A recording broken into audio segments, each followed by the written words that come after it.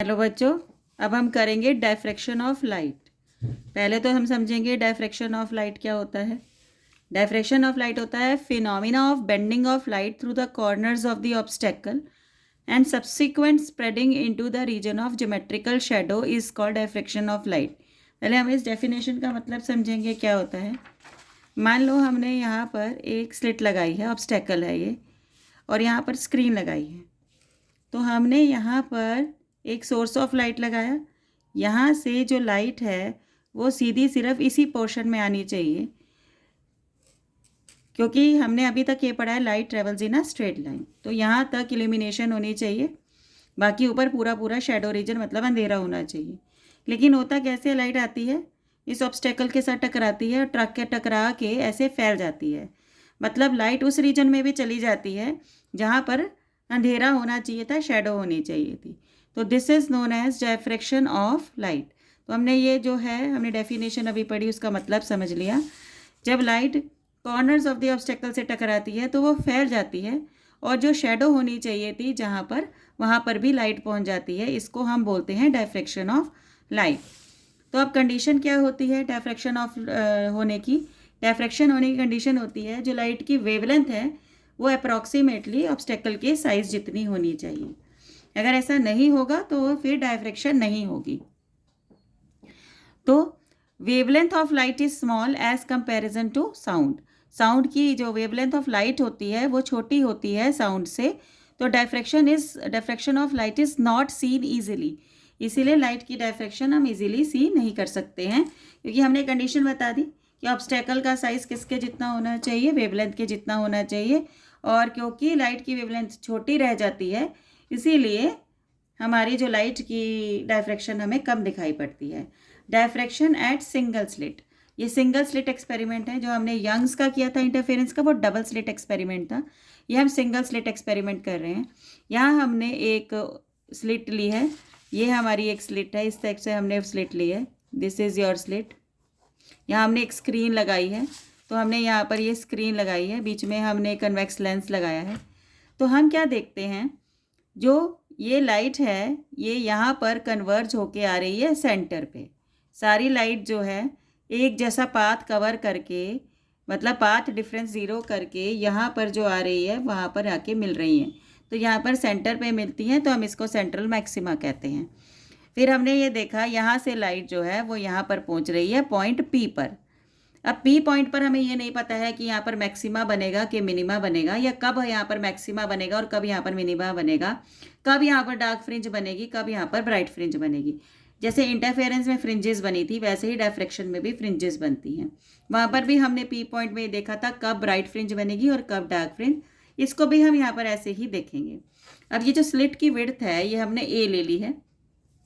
ये जो एंगल है वो देखिए, अगर ये ऊपर वाली रे कम पाथ ट्रेवल कर रही है, नीचे वाली ऑब्वियसली ज़्यादा पाथ ट्रेवल करके पी पॉइंट पर पहुंच रही है, ये कम रास्ता ट्रेवल कर रही है, ज़्यादा रास्ता ट्रेवल कर रही है, तो there is some path difference.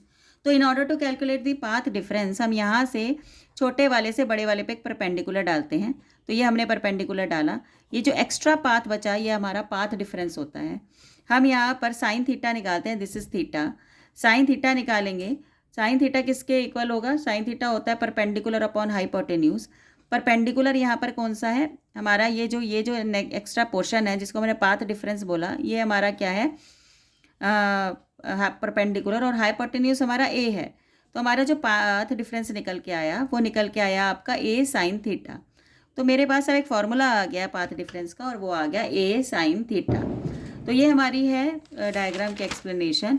उसके बाद है कैलकुलेशन ऑफ पाथ डिफरेंस।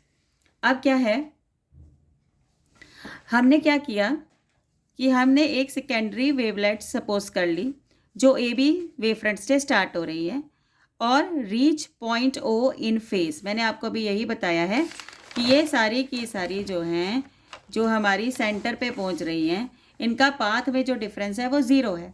अगर इनका पाथ डिफरेंस ज़ीरो है तो इंटरफेरेंस कैसी होगी? इन सब रेस के बीच में कंस्ट्रक्टिव इंटरफेरेंस होगी, और यहाँ पर सेंटर पर आपको क्या मिलेगी? ब्राइट फ्रिंज मिलेगी। तो ये हमारा हो गया ब्राइट फ्रिंज का।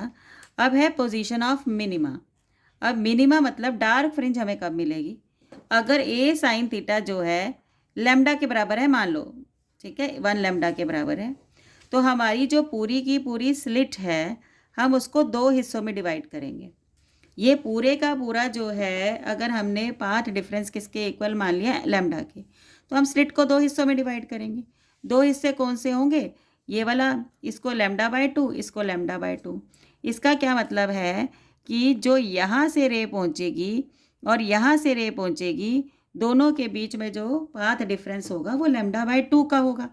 अब ध्यान से देखिएगा, मान लो हमारा जो ये स्लिट है, इस स्लिट में 100 सोर्सेज हैं, 100 पॉइंट्स हमने मान लिए, वेव फ्रंट के ऊपर 100 पॉइंट्स मान लिए। पहले वाले में पोर्शन में 1 से 50 चलेंगे और दूसरे वन में 51 से 100 तक चलेंगे। तो मान लो यहाँ से 1 से रे जा रही है और 51st रे जा रही है। इन्होंने जो पाथ कवर किया है उनका जो पाथ में डिफरेंस आया वो λ/2 आया। अगर पाथ डिफरेंस λ/2 आया तो इनकी इंटरफेरेंस कैसी होगी, डिस्ट्रक्टिव इंटरफेरेंस होगी और यहाँ पर डार्क पहुँचेगी। अब दूसरा देखिए, अब यहाँ सोर्स नंबर 2 आया, यहाँ सोर्स नंबर 52 आया, इन दोनों के बीच में भी पाथ डिफरेंस विल बी λ/2। अगर λ/2 है फिर से यहाँ डार्क मिलेगी। सिमिलरली सारी रेस जो यहाँ पहुँचेंगी, यहाँ पर जितनी भी रेस पहुँचेंगी सबका पाथ डिफरेंस λ/2 होगा, वो इंटरफेयर करेंगी और पी पॉइंट पे वो क्या बना देंगी, डार्क फ्रिंज बना देंगी। तो इस प्रकार से हमारा मिनिमम तैयार होता है पहला, और उसको बोलते हैं पोजीशन ऑफ मिनिमा, और डार्क फ्रिंज इस तरह से हमारी बनाई जाती है। अब मान लो आपका जो क्या कहते हैं स्लिट है, जो पाथ डिफरेंस है वो 2 लैम्डा के बराबर है। अगर आपका पाथ डिफरेंस 2 लैम्डा के बराबर है तो आप स्लिट को 4 हिस्सों में बांटेंगे। हर एक का जो मान लो 1 से लेकर 25, 26 से लेकर 50 और ये 50 से लेकर 75 और ये 75 से लेकर 100। अब इससे जो रे पहुंच रही है और इससे जो रे पहुंच रही है, दोनों के बीच में जो पाथ डिफरेंस रहेगा वो कितने का रहेगा, λ/2 का, क्योंकि हमने स्लिट को 4 हिस्सों में बांट लिया, क्योंकि हमारा जो पाथ डिफरेंस था वो 2 लैम्डा के बराबर था। तो λ/2 λ/2 λ/2 λ/2 ये 2 लैम्डा बन गया। इधर से एक रे गई, इधर से रे एक गई, यहाँ पर कंस्ट्रक्टिव इंटरफेरेंस हुई, यहाँ पर डिस्ट्रक्टिव इंटरफेरेंस हुई, डार्क पहुँची। सिमिलरली इधर से जितनी भी रेस जाएंगी सब डिस्ट्रक्टिव इंटरफेरेंस करेंगी और यहाँ पर डार्क पहुँचेगी। सिमिलरली इन दोनों के भी, यहाँ 51st जाए, यहाँ से 76 गई, यहाँ पर भी जो पी पॉइंट पर पहुँची डिस्ट्रक्टिव इंटरफेरेंस करी, क्योंकि दोनों के बीच में जो पाथ डिफरेंस था वो λ/2 का था। तो सब ने यहाँ पर डार्क पहुँचाई, तो हमारी इंटरफेरेंस जो हो गई वो जो हमारा पैटर्न आया वो डार्क फ्रिंज का पैटर्न आया। तो यहाँ पर हम डायफ्रैक्शन के अंदर बार बार इंटरफेरेंस का नाम ले रहे हैं, क्योंकि जो डायफ्रैक्शन के अंदर जो रेज करती हैं वो इंटरफेयर करके यहाँ पर पहुँचती हैं। तो ये हमारा हो गया मिनिमम की बात। अब हम मैक्सिमा की बात करते हैं। अगर हमारा जो पाथ डिफरेंस है वो 3 λ/2 है तो हम स्लिट को 3 हिस्सों में डिवाइड करेंगे। अब देखिए, अगर हमने स्लिट को 3 हिस्सों में डिवाइड किया, 3 हिस्सों का पाथ डिफरेंस कितना है, λ/2 λ/2 और λ/2। अब यहाँ से लाइट पहुँची और यहाँ से लाइट पहुँची तो उसका पाथ डिफरेंस λ/2 होगा, और पाथ डिफरेंस λ/2 होने के कारण से यहाँ पर डार्क बन रही है।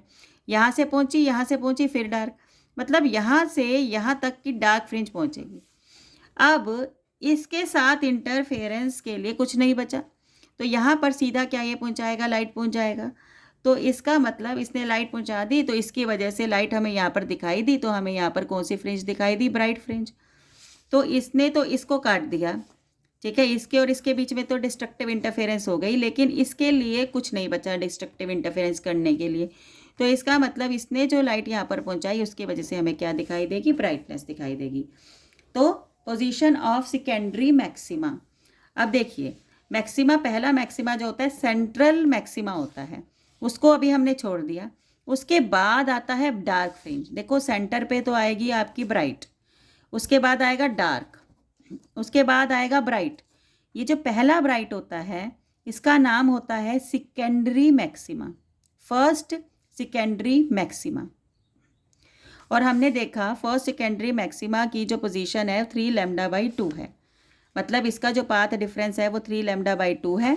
तो तो ए साइन थीटा जो हमारा पाथ डिफरेंस हम निकाल के चल रहे हैं वो 3 लैम्डा बाई 2 होगा।